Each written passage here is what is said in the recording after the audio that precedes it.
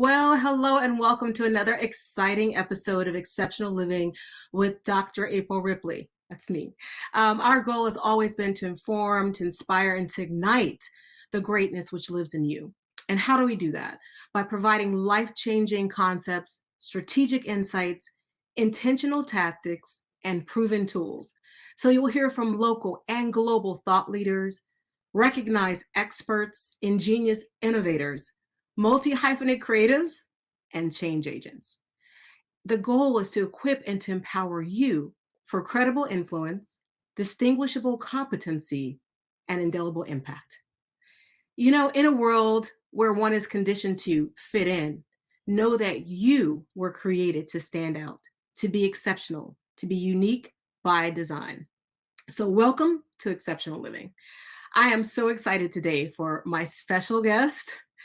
You may think you know him, but I think after today, you will get to know someone who is making incredible strides, not just locally in his nation, but literally around the world. My special guest today is Myles Munroe Jr. Hello, Myles. Hi, how you doing? Good to be here. Good to see everyone. Good to see you too. I'm so excited to have you with us today. So let's learn just a little bit. We're going to be a little bit formal for those who may not know you. I don't even know how that's Sure. possible, right? But Myles Munroe has a heart for and enjoys training leaders and future leaders to discover and fulfill their true potential. His purpose and passion are grounded firmly in providing advancement opportunities to equip leaders and people to live their best lives. Myles does this by sharing practical, time-tested principles of self-development, management, and discipline. Three characteristics he sees as vital to everyone's growth and development. Myles is a visionary leader with a mind to create strategies that fulfill the vision that he has been given. He is a serial entrepreneur and he serves as CEO and president of Monroe Global Incorporated and the Monroe Group of Companies Limited, both family ran organizations in which he has been overseeing for more than a decade. His character, his vision, and his creativity continue to expand as he adapts to life's many changes, as he professes his life mantra to be that the only constant in life is change. Hello, Myles, and welcome again. Hi, well, thanks for having me, man. So glad to Oh, be here. absolutely. You know, I am really honored to have you on the show today.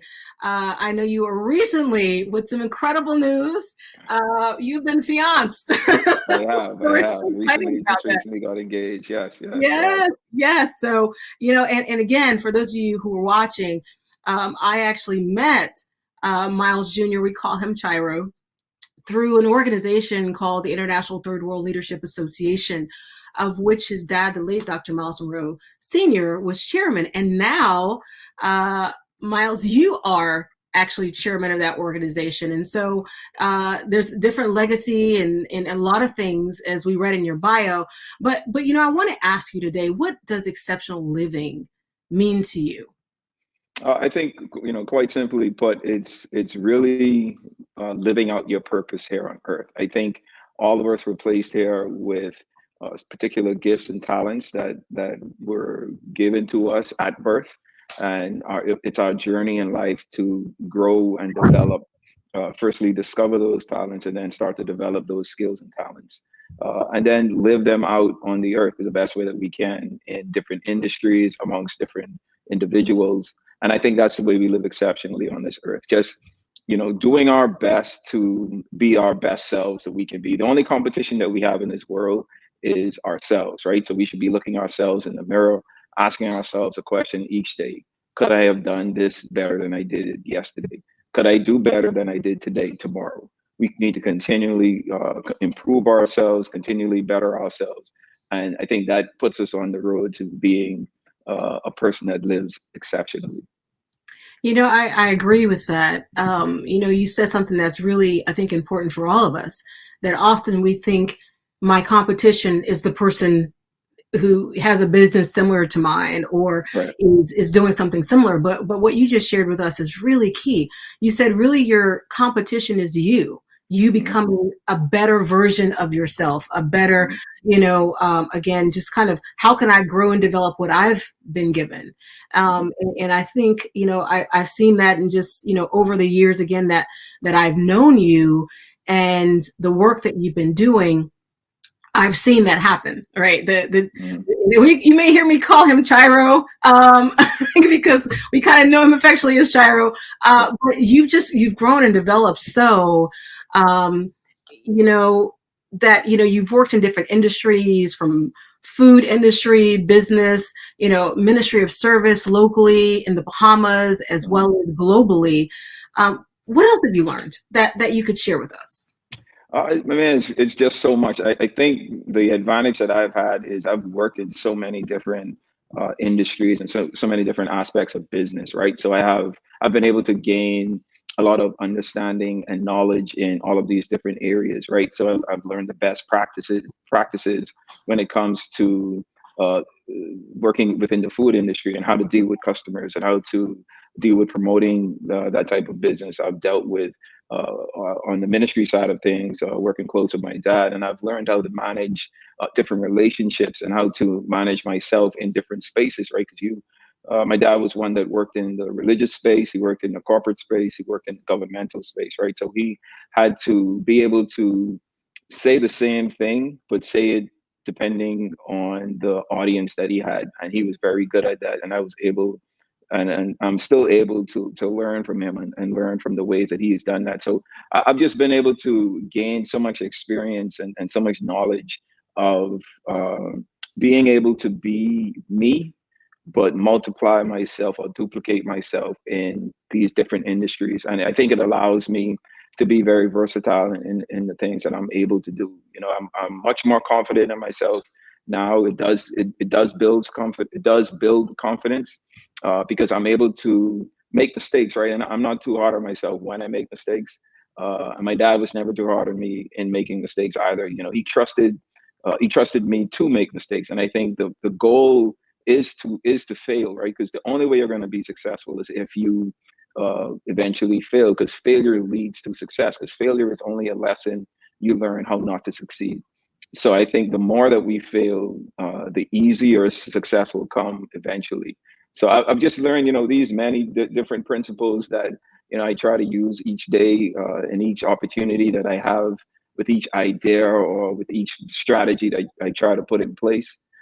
Yeah, I try to use these time-tested principles that I've been learning. I've seen others use. I've been observing, and I try to apply them to me. Take the pieces that work best in what I'm doing, and then try to use innovative ways to maybe tweak them a bit to fit what it is that I'm doing. But all in all, I've just been a student of life, right? From my individual self as a human growing and developing, as a professional in business, my spirituality, and becoming closer to God each year, and learning how to listen to the Spirit speak to me. I'm just excited each year to accomplish the goals that I've set for myself and to continue to develop the strategies to achieve those goals eventually.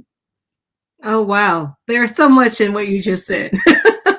And that it reminds me a little bit. I know that you're your father's son, Mhm. because he would say things and you listen and it's like, okay, there's another layer and another layer.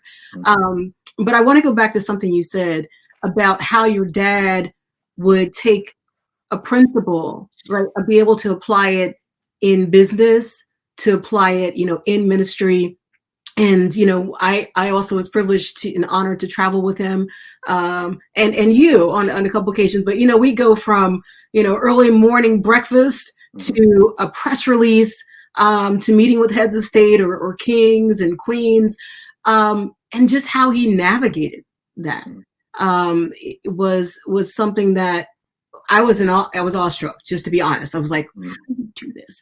Mhm. And then with that energy, right? We know that energy is like, are you tired? Like, do you sleep? And then we would be expected to be there, right? It was like Yeah, we're younger than him, and we're trying to keep up. yeah, yeah, yeah. Um, Yeah, but I love something else that you said, that you're able to see yourself again grow and develop and kind of hone, where your influence is, and where the connection has been. I remember your wing store.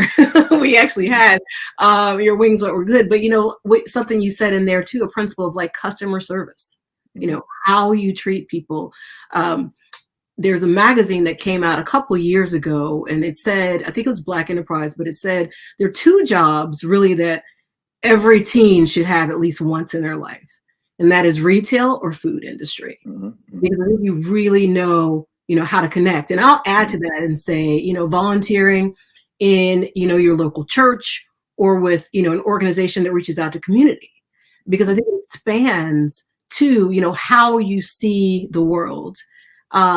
And I've seen how you see the world and some of the work that you've done. So going into that, talking about legacy, how do you probably, to have this sometimes ask you like, or I should say this, an expectation for you to be your father, right? mhm, Because you carry his name, or just because that's your dad.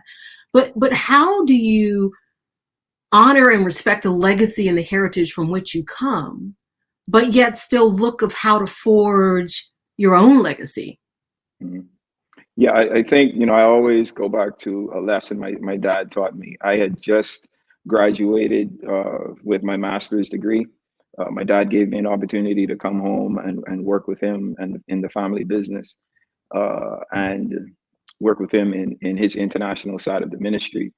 And I was excited about it. I just graduated, so excited to put all of these things that I've learned and the practices that I've observed during my time in school to work. Right, and I was excited to do that. I was young, I was ambitious, I had a lot of ideas, I had a lot of things that I wanted to accomplish personally and in a professional space. So, in given this opportunity, I just couldn't wait to get to work. And I remember coming home and my dad and I sat down and we started to strategize like how I was going to be implemented into the workspace and the roles that I would play and whatnot. And once those were decided, I was ready to take off running, immediately. And I remember I came to him one day and I was like, all right, so here are the changes that I want to make, right? I want to do this. I want to let this person go. I want to take away this method of doing things and implement this new method. And I remember he sat me down and he was like, look, I need you to slow down, right? And I was like, for what? Like, I'm ready. You gave me this opportunity. I'm going to take advantage of it. And he told me something I honestly never forgot, even up to this day. And it was uh, it was the principle of respect, and it was the principle of honor. Just uh, tying it back to your initial question. Uh, when coming into a space, right, and with me coming into the organization, sometimes us as young individuals or younger individuals who feel like we have a lot of the answers or we have better ideas. My dad taught me that it's better to first of all recognize those that you meet there, right? Recognize those that were there before you.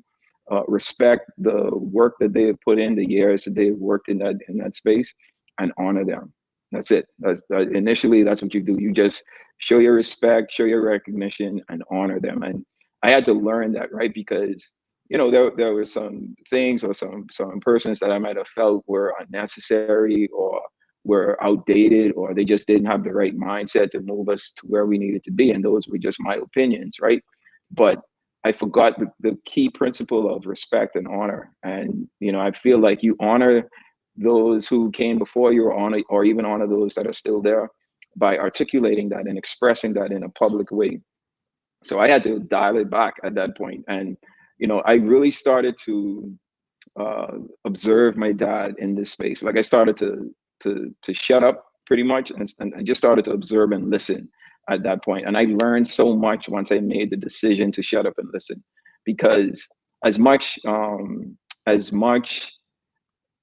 change that I may have been wanting to bring, if I did it the way that I wanted to do it, it would have been disruptive, right? And it would have changed it. It would have made a lot of probably negative changes in the space that I was operating in.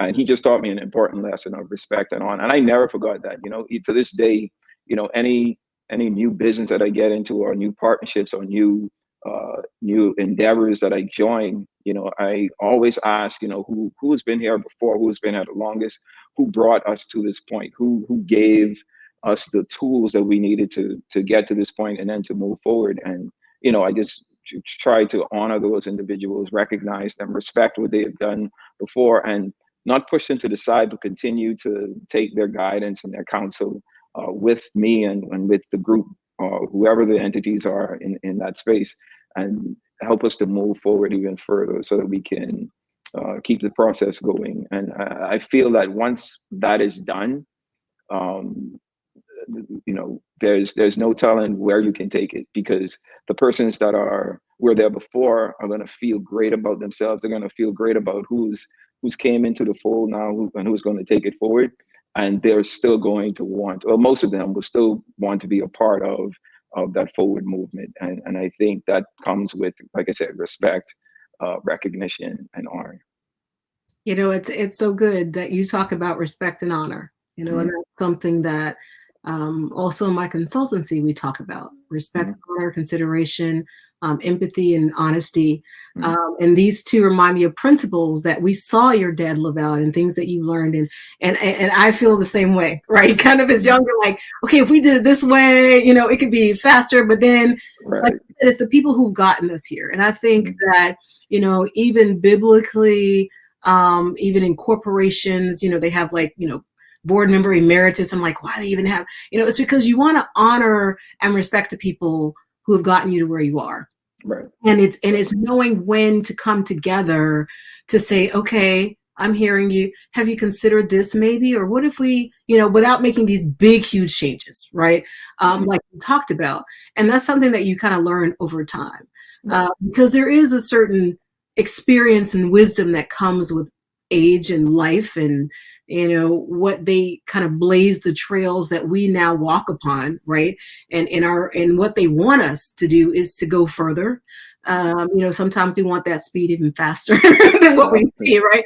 But when we look at all having a common goal, and that's what I heard you really say, Myles. It's the goal. It's what the desire is, the vision of the organization, the mission is what really binds us, or I should say, ties us together.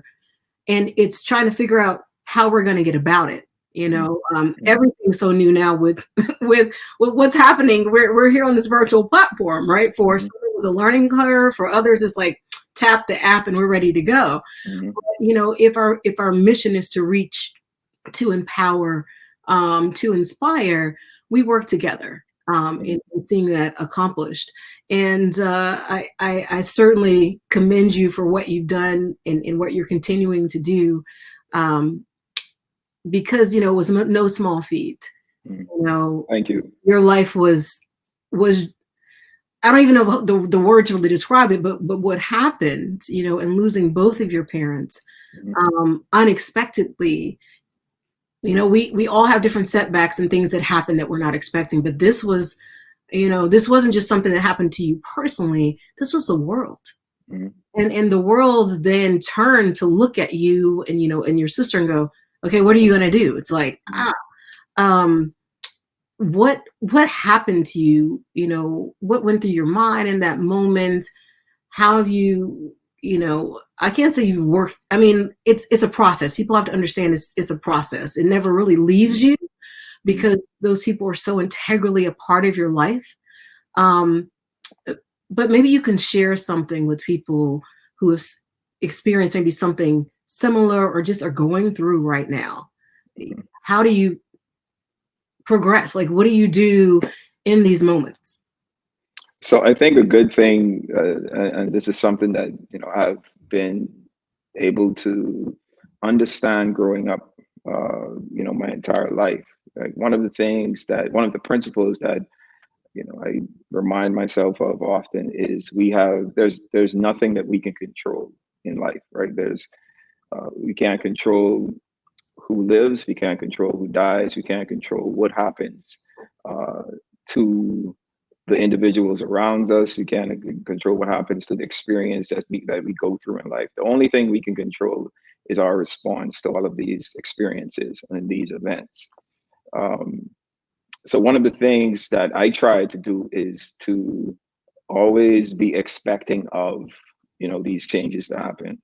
Like you said in the intro, my main mantra in life is that uh, there's no constant in life except change.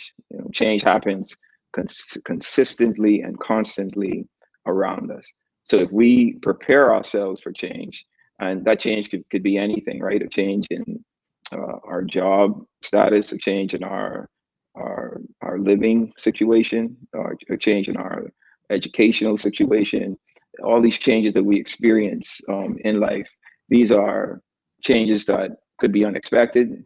Some can be expected, but regardless of what it is, we should expect and we should prepare for them, right? So when talking about what I had to deal with, that was something. Obviously, it was unexpected, but I think I was prepared for it.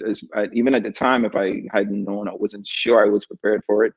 I definitely was prepared. Looking back at it, because to that point, I was mentored by my dad. I was given a lot of teaching, a lot of educational tools, a lot of life principles by my dad and my uncle and my mom. And just up until that point, I've just learned so much about life that the transition, although it wasn't easy, it wasn't difficult in the same light, right? I think the preparation that we allow ourselves to go through in life, it honestly prepares us for the next phase or the next steps of our lives.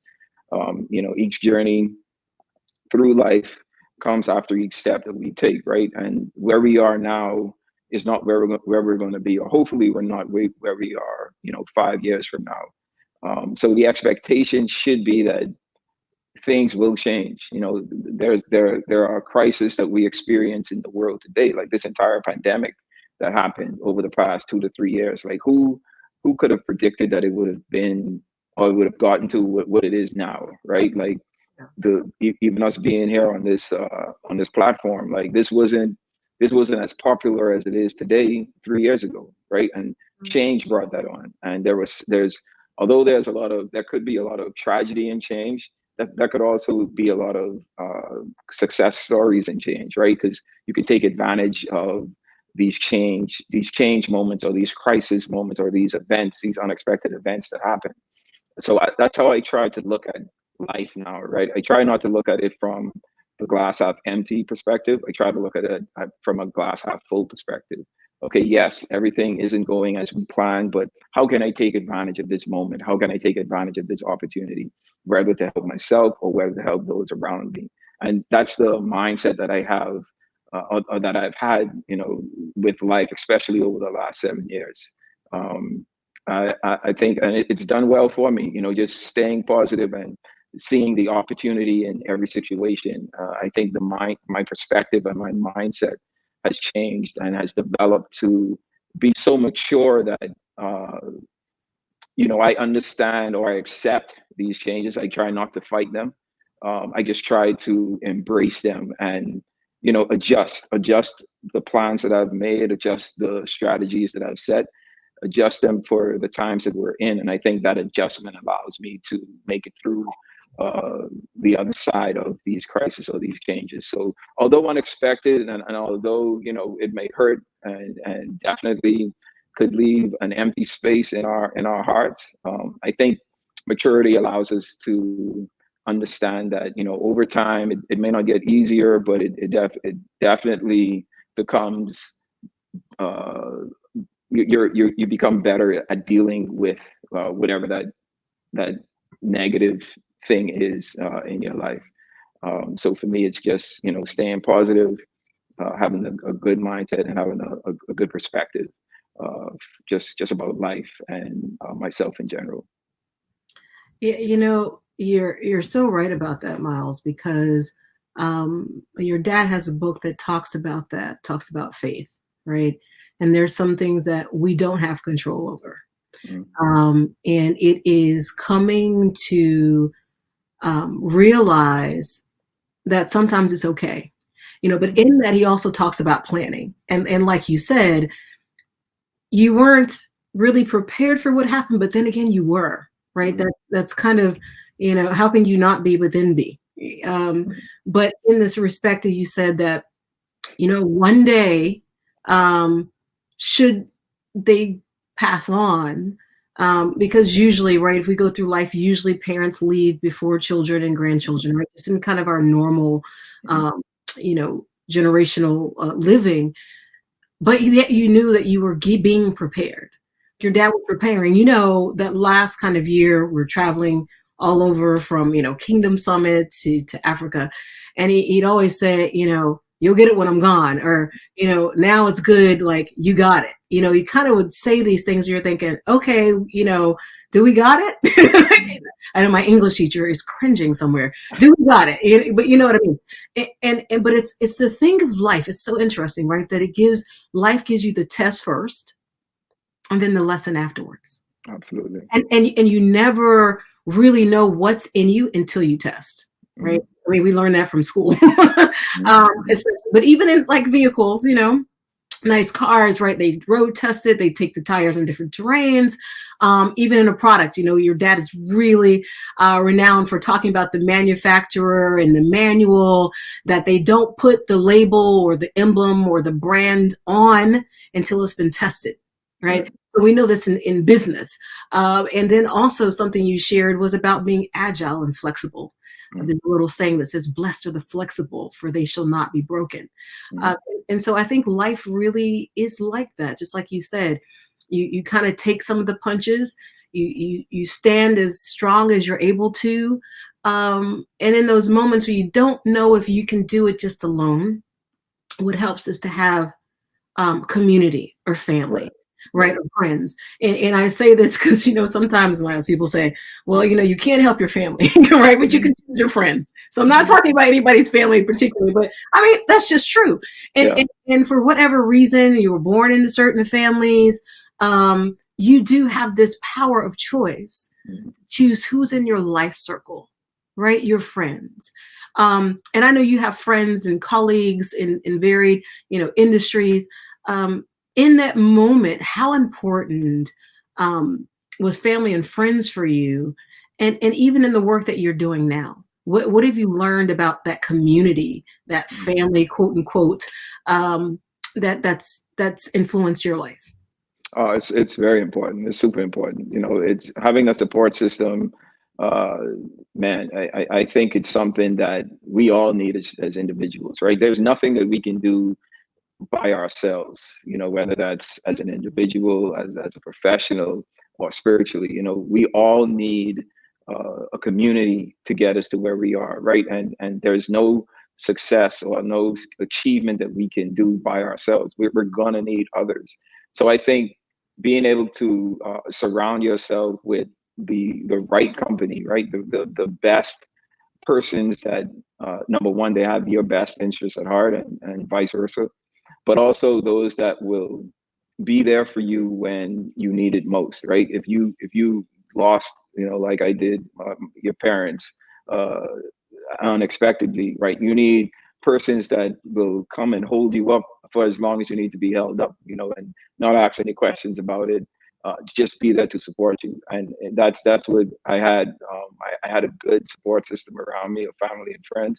I still do to this day, and it's not that I don't need them anymore, because, like I say, there are constant changes experienced in life. So as we go through these changes, as we go through these ups and downs that life throws, these ups and downs of things that life throws at us, we need those groups of individuals, that community, to support us through these changes. So for me, I think it's of utmost importance, and it's not even just friends and family, right? You need to find yourself. I always think that having mentors, or having spiritual advisors, or even just life advisors around you, who can assist you in different aspects of your life, I think it's important as well, because you want to gain information and understanding from these individuals, whether it's through observation or through them teaching you different things, so that you can apply that information to your own life and be wise in the decisions that you make. So I think having this community sense of of growth and of development around us, of friends and family and professional advisors and spiritual advisors. I think it's of utmost importance. I know I wouldn't have been able to be the person that I am today had I not had that. So I would definitely push for all of us, to develop that community around us, making sure that it's those positive individuals that we have in our lives, because they're priceless for sure. Yeah, that's so true. Even some of the crazy cousins, Yeah, right? yeah, We I always say mean it. there's a crazy cousin. Some people say, there's somebody is a little, but whatever it is, like you learn from that. Like you Absolutely. learn from everyone, right? Even Mhm, someone who doesn't make wise decisions, you can learn. mhm, Maybe I shouldn't make that decision. mhm. But Absolutely. community is certainly important, and it really goes back to creation, right? Mhm, After creation, he says, you know what? It's not good that man should be alone. mhm, I'm not, and you can pull a lot of things out of that, right? We can exegete a lot of things. And yes, he created or fashioned Eve, but just together so that they could create this community, right? Through the mhm, reproductive system. But then because he knew that no man is an island, and also, Dr. Martin Luther King Jr. I'm here in Atlanta. You're there in the beautiful Bahamas. You see, I tried to like feel like I was in the islands I a little got bit, you. got my way. I, I sense the energy. I got it. I know God lives in Bahamas. Your dad would always say that, but he definitely has a vacation home in Atlanta. Okay. I'm just that you can really kind of make, as he would say, Dr. King would say, that we're all tied in this inescapable network of mutuality, Mhm, um, with a single garment of destiny.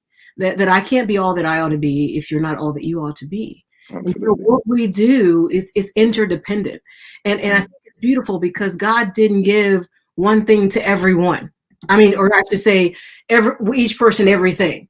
Like mhm, you're really good at what you do, and so I might need that. And my parents always tell me, they're like, you know what? God felt there was something in you that the world should not do without. mhm, And when you look at that, and as you've shared with us today, that is really your competition, right? mhm, Am I growing in all that I can be? And mhm, that's part of what we read in your bio, like what your mission is, right? To help mhm, people grow and to develop, to discover why they were created. mhm. And so I think that's very powerful. It's certainly ongoing, because there's some moments, honestly, right, authentically, that you're like, am I on the right track? Like, Yeah. am I on the right path? You really kind of ask yourself these questions, right? All Mhm, of the time. I don't care. We can look at the most successful, we can look at the Kevin Harts of the world or LeBron James, right? Or whoever it is, the Gates, all these people, and think, well, that nothing ever happens to them because they're just, but there's different problems at different levels, mhm, right? mhm. um but Charo, as we're coming to a close, I can't believe this almost, as we're coming to a close, I just want to ask you to share maybe three things or some things that have really guided your life through everything, the mountaintops, the valleys, what things have really guided your life. Yeah. So, I think there are three things that have really guided me to this point, right? That's my thirst for knowledge, right? So I never want to get to the point where I feel like I know everything that I need to know. So I always want to be a learner, right? So I read as much as I can. I ask as much questions as I need to. I'm constantly in search of knowledge because I feel the more that I learn, the better I'll be able to apply that knowledge and make wise decisions. So I'm always in a thirst for knowledge. The second thing is spirituality, right? And that's I'm always interested in staying in tuned with my spirit mind, always feeding my spirit mind, growing my spirit mind. So I fast every year, multiple times a year, and I pray all the time. I'm constantly praying, constantly asking God, and I ask God for four specific things. I ask Him to continue to guide me, guide my footsteps, guide my decisions, and then I ask Him to continue to give me or bless me with wisdom, knowledge, and understanding. Those are the four things that I continuously ask God for each time that I speak to Him. Because I feel like it's the only way that we can make it, that we're able to make it through life, right? Through these different things that we experience. And then lastly, I try to enjoy life. Life is short. We have no expectation of waking up tomorrow, no expectation of living for the next 20 to 30 years. Enjoy life. Don't put things off saying, I'm going to just wait until XYZ happens for me to take this trip or to visit this person or to speak to this person. Life is short, and I think, I encourage everyone, especially now, to enjoy life and enjoy the things that we're able to experience, right? The work that you put in, ensure that you're enjoying the fruits of that labor. And yeah, that's kind of how I live my life now. I choose to continuously learn. I choose to continuously grow my spirit, man, and I choose to continuously enjoy the fact that I'm able to be here and be present with life. Wow, those are some great things. Mm, Having a thirst for knowledge, mm, what things we need to learn, unlearn, relearn, and just being able to have that coachable spirit. And having worked with you as well, I'm going to share this with our audience. I've seen you in your thirst for knowledge, right? mm. Personally, the organizations, the companies that you oversee, that you advise, it is this learning and thirst for knowledge that I've seen, and even spiritually, growing, more mature. Yes, guiding. I mean, that's mine as well. Or I can just tell you, like praying, God, if this is something that is not, I don't want to do it. If this associate or this deal, you tell me no, it's going to be no. Like, I don't care how many zeros, it's like, do Mhm. you know who this is? 'Cause sometimes, it's this kind of test. Like, well, you take your son up to be sacrificed, Abraham. Mhm. You pray for him. You wanted this deal. Here it comes. And he's like, no, your spirit says no. And part of that is the wisdom, and discernment that comes through prayer and fasting. So it's very important, Absolutely. the spiritual foundation. So see, we could tell, the roots, right? The fruit Mhm. from the root. And then lastly, enjoy life. And I've seen you enjoy life. I've been honored to travel with you to Israel, Yes. to Africa as well. And we had a lot of fun. They got me, let me tell you, everybody, he got me on the top of this dune, in Namibia. I will not forget that. They're like, come on, April, you could do it. Oh my, Life-changing experience for sure. that was an experience, right? Yeah. And I've seen you enjoy life, and I'm really excited to see that. I'm excited to see the smile on your face, the happiness. Again, choosing a phenomenal life partner, Miss Sharice Major, and so we're really just excited for you. Thank you. Charo, as we close out today, what would the man you are today tell the boy that you were? Oh man, so much things I would tell my younger self. But I think the main thing is I probably tell my younger self, man, just to not be so proud. I you know, growing up, I guess you could consider me a person that felt like he was too cool for school, right? Always had to uh, not be too to be level-headed, right? And just to be uh, maybe not to be as crazy as I might have wanted to be because of what I thought others may think or what others may say. And I think just being able to be who I am now, man, and I just going back and thinking of growing up with my dad and just seeing uh, how free he was. He was such a free individual. He didn't care who was around. He was free to express himself how he wanted to express himself. And I used to look at it as man, you ain't cool. You know what I mean? Like it just I don't know. I guess wasn't comfortable doing that. But I realize now that once you understand who you are and you're comfortable with who you are, you really don't care what others think, and you're gonna live and do the things that you feel comfortable with and the things that you love doing, the things that make you happy. And I think I would have told my younger self that because I think had I been a lot more comfortable or had less pride, I think I would have probably joined my dad in some of those crazy moments and those crazy actions for sure. So yeah, I'd tell my younger self, man, just just relax, man. Just enjoy life. You know, it's not as serious as you're making it. It's okay to make mistakes. It's okay to be vulnerable. It's okay to embarrass yourself. You know, it's a part of life. It's a part of growth. And you know, if I could have done that or started to do that early on, I think I would have grown and matured a lot more faster than I did. Well, that's, so just being comfortable in the skin you're in, Yeah. right? Um, and again, enjoying, and sometimes that comes to a little bit of other people's expectations of you, and you're like, I'm trying to discover myself, like, this is me, I'm not that person. But wow, with some very sage advice. Um, I want to thank you for the opportunity, for investing your time in this audience. And I have to say, it's been an honor, and it's certainly a privilege to have you as a guest on Exceptional Living. Thank you for sharing with us your life, your thoughts, and just being part of this global community and continuing not only the work that your parents began, but also forging also what are your trails to blaze, and the impact that you'll leave as a legacy builder on this generation and beyond. Do you have any closing thoughts for us? Man, just stay positive.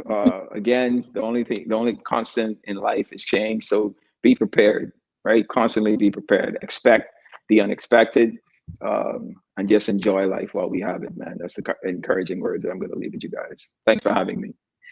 Thank you. So thank you so much, everyone, for watching this episode of Exceptional Living. Be sure to tune in to the next exciting episode. You don't want to miss it. Have a great day.